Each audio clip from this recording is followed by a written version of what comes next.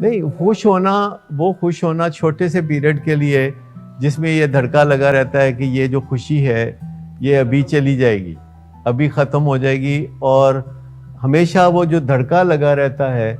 تو میں نے کسی کو نہیں دیکھا کہ دیکھو اگر ایسا کوئی مجھے مل جاتا کہ جو خوش ہوتا تو میں اس کو فالو کرتا.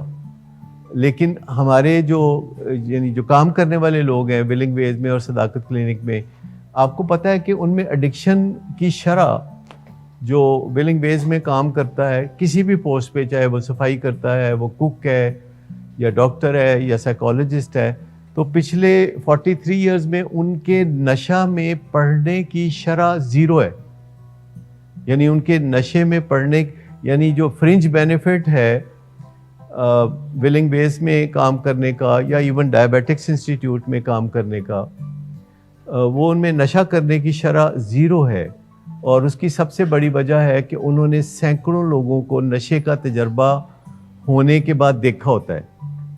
یعنی ہمارے جتنے بھی لوگ ہیں، چاہے وہ اسسٹنٹ مینیجر ہیں، ان کی ملاقات روز ہوتی ہے کسی نہ کسی بندے سے جو نشے کا بھرپور تجربہ کر کے آیا ہوتا ہے. میل فیمیل کی بات نہیں ہے، جتنے بھی ہمارے لوگ ہیں وہ بغیر شعوری اسیسمنٹ کے ان کو پتہ چل جاتا ہے کہ اے کام ٹھیک نہیں.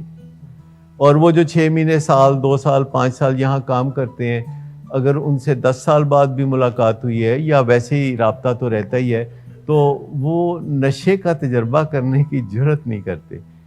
اور یہاں تک میں فرق بتاؤں کہ جو ولنگ ویز میں لوگ کام کرتے ہیں اور جو ڈائبیٹکس انسٹیٹیوٹ میں لوگ کام کرتے ہیں، ان کے بھی مزاج میں اتنا فرق ضرور ہوتا ہے جتنا کہ وہ فاصلہ ہوتا ہے. یعنی ڈائبیٹکس انسٹیٹیوٹ کا ذرا 100 میٹر دور ہے نا، لیکن جو ولنگ ویز میں کام کرتے ہیں جو کہ بالکل ان دا مڈل آف دا سی ہیں، ان کے اندر بھی مجھے فرق لگتا ہے جب میں بات کرتا ہوں ان سے. حالانکہ میری حیثیت تو دونوں جگہ ایک جیسی ہے نا، ڈائبیٹکس انسٹیٹیوٹ میں اور ولنگ ویز میں میری دونوں جگہ پوزیشن ایک ہی ہے. لیکن جو میں بات کرتا ہوں ولنگ ویز کے لوگوں سے اور جو میں بات کرتا ہوں ڈائبیٹکس انسٹیٹیوٹ کے لوگوں سے، اس میں بھی تھوڑا بہت 19-20 کا فرق ہوتا ہے. اور جو یہاں پہ کام کرتے ہیں ان کو صرف جانے کے بعد پتہ چلتا ہے کہ انہوں نے یہاں سے جو بہترین چیز ہے حاصل کی وہ کیا تھی. بہترین چیز وہی اندر کا سکون ہے اور اپنے آپ کے ساتھ نباہ کرنے کی صلاحیت حاصل کرنا ہے. سب سے بڑا نباہ جو ہمیں کرنا ہوتا ہے وہ اپنے آپ سے کرنا ہوتا ہے. دوسرے لوگوں سے بھی نباہ کرنا بڑا مشکل کام ہے، پر اپنے آپ سے نباہ کرنا سب سے پہلا اور مشکل تجربہ ہے.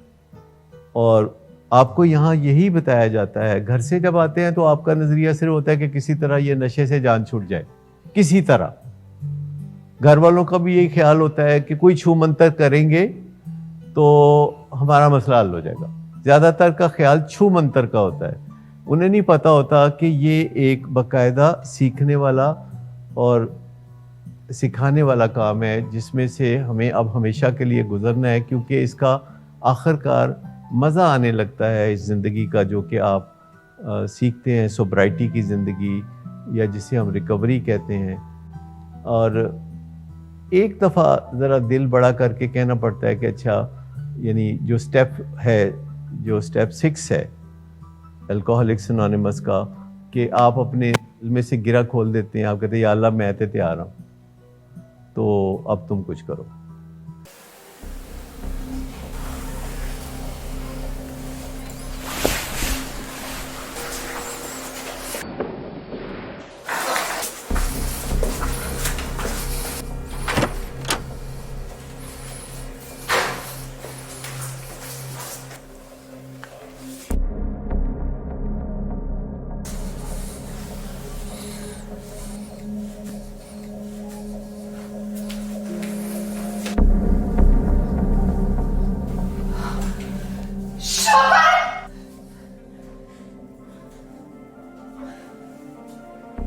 شراب نوشی کی وجہ کردار کی خرابی نہیں، موڈ کی خرابی ہے. شراب نوشی کبھی بھی نشے کی بیماری میں بدل سکتی ہے. नशे की बीमारी हर स्टेज पर काबिले इलाज है। मदद हासिल कीजिए, क्योंकि वो ऐसा नहीं करेगा। विलिंग वेज से मदद हासिल कीजिए, कहीं से भी मदद हासिल कीजिए, लेकिन फौरी मदद हासिल कीजिए। जिस मुआवजे के इंतजार में आपने बहुत देर कर दी, अब वो दस्तक दे रहा है। मदद हासिल कीजिए, मदद हासिल कीजिए, मदद हासिल कीजिए।